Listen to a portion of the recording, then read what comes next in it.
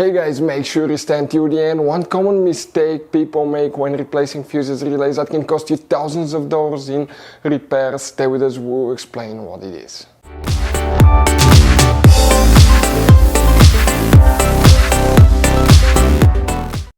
Hey guys, welcome back to Auto Repair guys. Thank you guys for watching and subscribing to the channel. Today will be super helpful video to any of you having a Mercedes E-Class. We're talking about this generation that you see right here from year 2010 to year 2016. That's known as generation W212 Mercedes guys E-Class.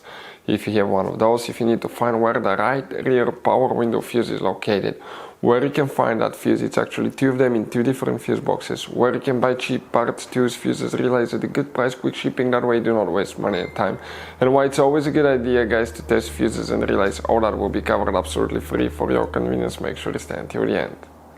So before we start, let us tell you a little bit about us guys.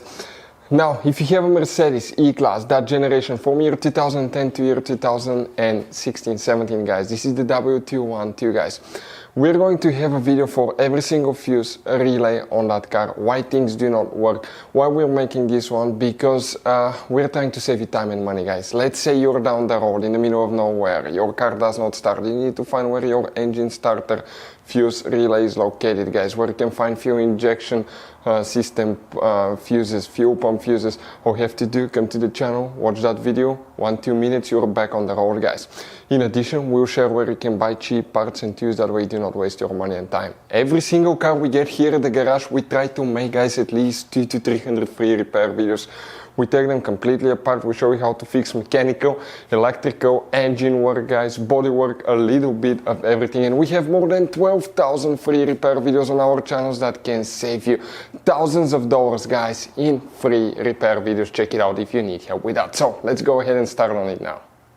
Right rear power window fuse guys, where you can expect to find it, we will demonstrate on that generation Mercedes E-Class right here guys. This is the pre-facelifted model of that Mercedes E-Class.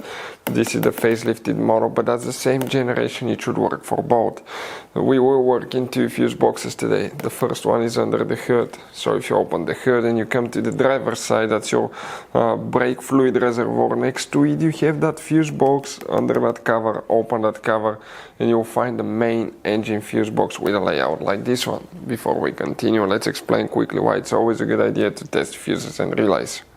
So it is super important guys to always test fuses and relays, and something else as well, common mistakes people make. Sometimes you may think that a fuse is good, or you cannot actually see if the fuse is clearly burned, and in that case guys you may put the fuse back together and you may end up spending money and time on parts you don't need, and all you have to do is just test the fuse. So we'll put a link in the description of the video below how to test the fuse. It takes only a few seconds to find out for sure if it's good or bad.